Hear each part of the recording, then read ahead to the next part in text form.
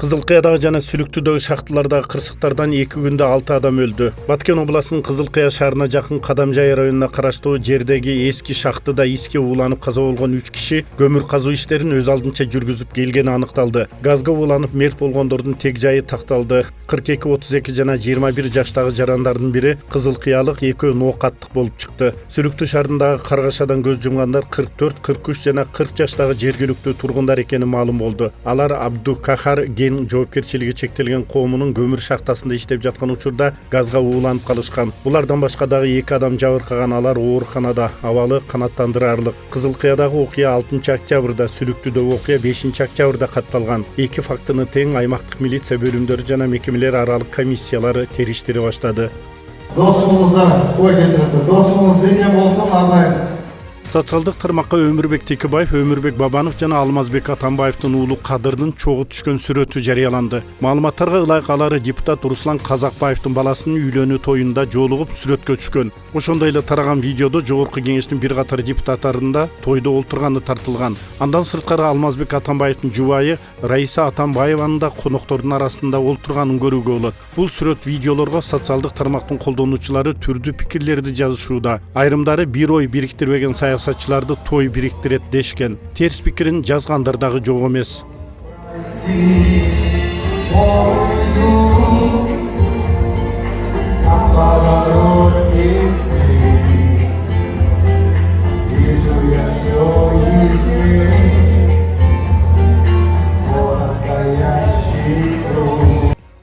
Ош шаардык прокуратурасы Ош шаардык ички иштер башкармалыгынын ушул жылдын 8 айындагы ишмердүүлүгүн текшерип, натыйжада кылмыштардын жана жоруктардын бирдиктүү реестрине 64 кылмыш ишинин материалдарын жок кылып же каттабай койгон фактын аныкташты. Бул тууралуу башкы прокуратуранын маалымат кызматы билдирди. Ошондой эле материалдар бузуулар жөнүндө кодексине ылайык чара көрүлүшү керек болгон мыйзам бузууларды аныкташты. Кыскартылган материалдардын кайда экендиги аныктала элек экендигин белгилей кетүү керек. Мындан тышкары Ош шаардык ички иштер башкармалыгы чара көрүү үчүн жол кыймылынын коопсуздугун камсыздоо башкармалыгына жиберилген 264 мыйзам бузуулар боюнча иштин 60 мыйзам бузуу фактысы боюнча протокол түзүлбөгөнү аныкталган. Натыйжада мамлекеттин мыйзам тарабынан корголуучу талаптары бузулган. Ош шаардык прокуратурасы тарабынан аныкталган аталган мыйзам бузуу фактылары кылмыштардын жана жоруктардын бирдиктүү реестрине кылмыш жаза кодексинин 331 беренесинин 1-бөлүмү шалаакылык жана 320 беренесинин 1-бөлүмү кызмат абалынан кыянат пайдалануу беренелери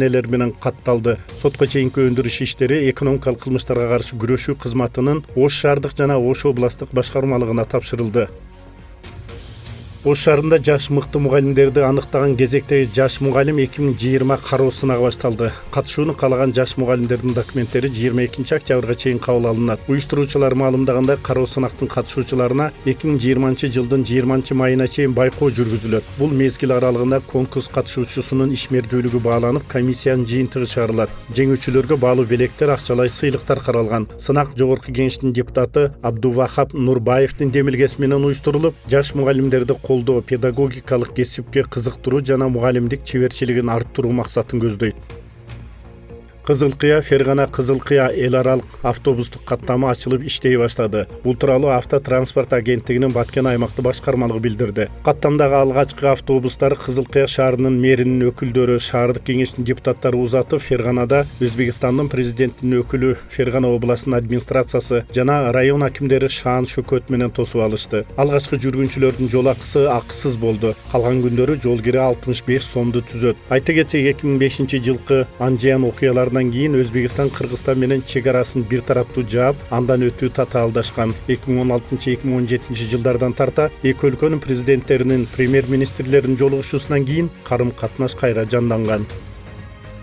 Өткөн аптанын жума күнү нааразычылыкка митингге чыккан адамдардын бет кап кийишине тыюу салган мыйзам Гонконгдо элдин толкундоолорун жаратты. 10 миңдеген жаран буга кыжыр келип көчөгө чыккан. Нааразы болгондор мурдагыдай эле беттерин жашырып көрсөткөн эмес. Эми алар тартип коргоочулардын колуна түшсө, 1 жылга чейин эркинен ажыратылып, же болбосо $3,2 миң айыпка жыгылат. 24 адамдан турган мыйзам чыгаруучулар мындан мурдараак тыюу салган мыйзамдын ишке киришин токтотуу тууралуу сотко кайрылганы менен жекшемби күнү алуу өтүнүч талап канааттандырылбаганы белгилүү болгон. Нааразычылыкка чыккандар баррикада куруп алып, кара жолдогу транспорттардын жүрүшүн тосуп салган. Ишемби күнү 5-октябрда вандализмдин бир нече фактысы катталган. Маалыматта бул көрүнүш станциялардагы жабдууларды кайра калыбына келтирүү иштерин талап кылганы айтылган. Мындан улам миллиондогон калкы бар мегаполистеги станциялардын жарымы гана иштери кабарланган. Дүкөндөр менен соода жайлары коопчулуктан улам жабылган. Эл нааразычылык акциясында гонконгдуктар каршы чыккыла деген жазууларды көтөрүп алышкан.